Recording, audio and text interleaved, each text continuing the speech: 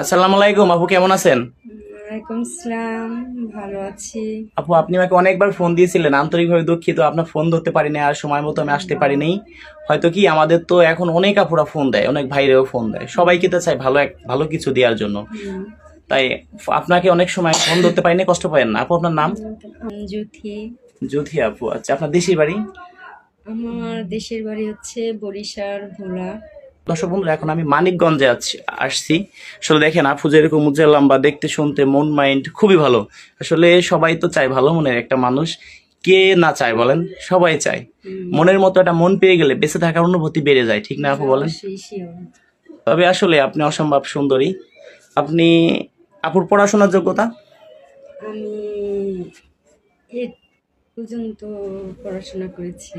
8 পর্যন্ত, হ্যাঁ, আচ্ছা আচ্ছা। তারপরে? তারপর আর পড়াশোনা করিনি। আচ্ছা, আপুর আপুর ছেলে মেয়ে সত্যি কথা বলবেন, যা বলবেন। আমার একটি মেয়ে আছে। আপনার একটি মেয়ে আছে? হ্যাঁ, আমার একটি মেয়ে আছে। বাবার বাড়ি হচ্ছে বাবা নেই, মা আছে, ভাই বোন আছে। আচ্ছা, আপনার কয় ভাই বোন? ভাইয়া আমরা হচ্ছে 4 বোন 4 ভাই। চার বোন চার ভাই, আপনি কয় নম্বর? আমি বোনেদের ভিতরে হচ্ছে আপনার 3 নাম্বার। আচ্ছা। আপু, কোরআন শরীফ পড়তে পারেন?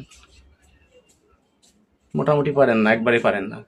না, কোরআন শরীফ ভাইয়া পড়া হয়নি। আচ্ছা, সত্য কথা বলার জন্য অনেক ধন্যবাদ। আসলে কোরআন নিয়ে কখনো মিথ্যে বলতে নেই। হুম, তবে আপনার বয়সটা কত বলছেন? আমার 26-27। ধরেন 28 হলো, কিন্তু হুম, আপনাকে দেখে মনে হয় না আপনার বয়স 26-27। আসলে আপনি উচ্চতা কত? এই তো যতটা দেখা যাচ্ছে ততটাই। আচ্ছা। আসলে আপনি আসলে ভালোর কোনো শেষ হয় না। একটা কথা কি, সবাই তো চায় সুন্দর মনে একটা মানুষ। আর আসল কথা কি আপু, ধরেন একটা কথার উদাহরণ দেই। একটা বয়স্ক লোককে বিয়ে করলে তারা অনেক ভালোবাসে বউকে, তারা চিন্তা করে বউ চলে গেছে, বউ মারা গেছে, একটা দুইটা বাচ্চা আছে, তারা চিন্তা করে কি যে আল্লাহ রে, একটা বউ চলে গেছে, আবার এটা যদি চলে যায় তাহলে সমস্যা, ঠিক না বলেন? হুম, অবশ্যই আর সেভাবে। হ্যাঁ, সেটাই। আর কথা হলো কি, অল্প আপনার বয়স 28, এখন একটা 30 বছরের ছেলেকে বিয়ে করলে সে ভাববে কে চলে গেলে আমি আর একটা বিয়ে করতে পারবো। হুম, ঠিক না? দেখে ডাকবো একটু ক্যামেরা, আপনার একটু ক্যামেরার সামনে আসবেন আপনারা? না আসবে না, আচ্ছা ওনারা ক্যামেরার সামনে আসবেন। আচ্ছা, সবাই তো ক্যামেরার সামনে আসতে চায় না। এখন আপু একটা কথা বলি, সত্যি কথা বলবেন? বলেন, হ্যাঁ। হ্যাঁ। আচ্ছা, আপনি একটু বসেন তাহলে এবার। হুম, ঠিক আছে। আসলে আপনি আসলে কি বলবো, আসলে প্রথম আপনার সাথে আমি একটু রং করে ফেলাইছি কে। আপনি আমাকে অনেকবার ফোন দিছেন, ফোন রিসিভ করতে পারি নাই।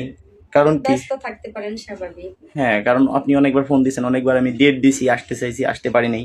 আসলে একার জন্য আসা তো সম্ভব না। না। আরো কিছু কাজ নিয়ে আসছি মানিকগঞ্জে। আসলে আপনাদের মানিকগঞ্জে এসে খুবই ভালো লাগলো। আপনাদের মানিকগঞ্জে মানে দেখার মতো একটা জায়গা। অবশ্যই। তবে আপু, সত্যি কথা কি, যে যে যাকে ধরবেন তাকে শক্ত করে ধরবেন। আর সবচেয়ে শিওর। স্বামীর পায়ের নিচে ব্যস্ত নামাজ কালাম পড়বেন, আল্লাহর কাছে চাবেন, অবশ্যই ভালো কিছু পেয়ে যাবেন। অবশ্যই।